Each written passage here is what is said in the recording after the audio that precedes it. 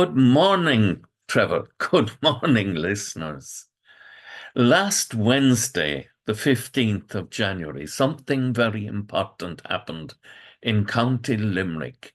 Father John Keating, the parish priest of Killeedy, gathered his people to do something really extraordinary.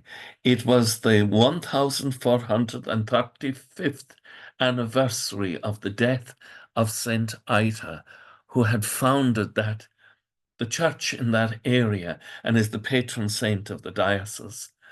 And inviting the bishop and the local priests, they had a celebration.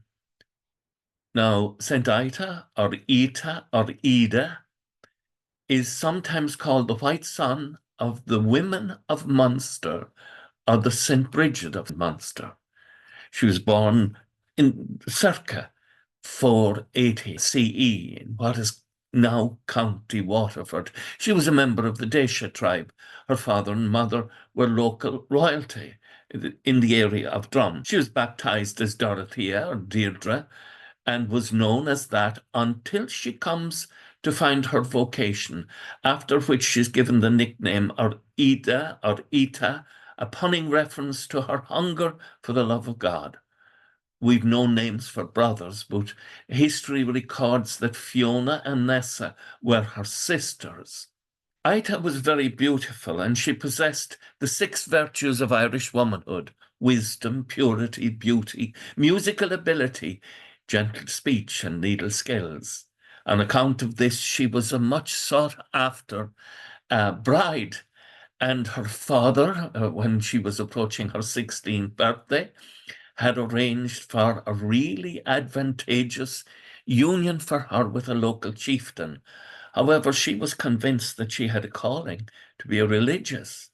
So to convince her father to change his mind, she prayed and fasted for 3 days and 3 nights. And it was then that he had an ashling or a vision. And an angel appeared to him in a dream and persuaded him to allow her to take up the religious way of life. The tradition is that the angel informed him that in the place of her resurrection, her name would never be forgotten. She would always be remembered. And that's what happened last Wednesday on the 15th in Killeedy.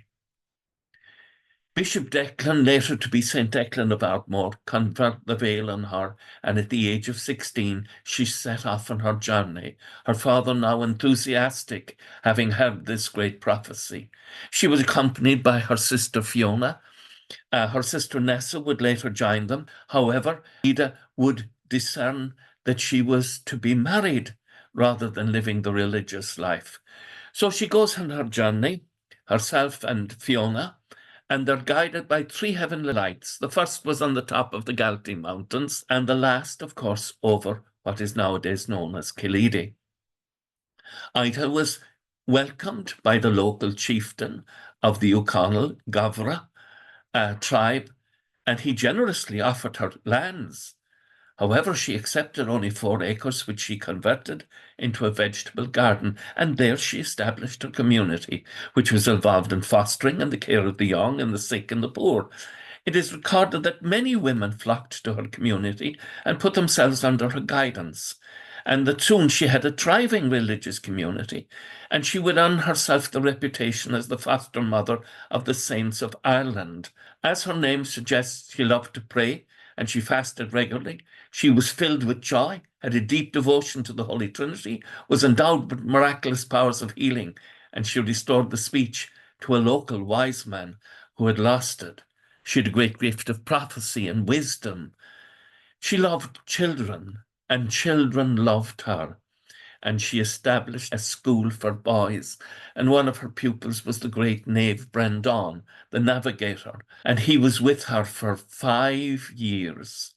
And Brendan was asked her one time, what are the 3 things that God loves best? And she quickly replied, true faith in God and a pure heart, a simple life with a religious spirit, that is love of God, and open-handedness inspired by love to give to the poor. He also asked, what were the 3 things God most detested? And she thought for a minute and said, "Ah, a scowling face, obstinacy in wrongdoing, and too great a confidence in the power of money." There is a beautiful poem that is written about her from the 8th century in which she fosters the child Jesus and sings him to sleep, just giving rise to the tradition of the Sunsri Isa, or the lullaby of Jesus. She had a gift for guiding people. She was much sought after for wisdom, and she's recognized as an extraordinary person. But it is wonderful to reflect on this, that last Wednesday, the prophecy of the angel in the dream was fulfilled for the 1435th time. Tradition records that she died in the year 570 on the 15th of January. Her monastery eventually would be despoiled by the Vikings. A Romanesque church was later built on the ruins, and this too now is in ruins. However, this place has been nominated as a place of pilgrimage for the Holy Year, this Holy Year of Hope. She was an extraordinary woman of hope. And please God, in the coming year, all who gathered there will find the hope that was treasured by Saint Ita and is still treasured by people of wisdom today. There you are, Trevor, an extraordinary story of a memory that has gone on for nearly 1,500 years. 1,435 years, the people remember her name. Interesting story. Slán go fóill. Bye for now.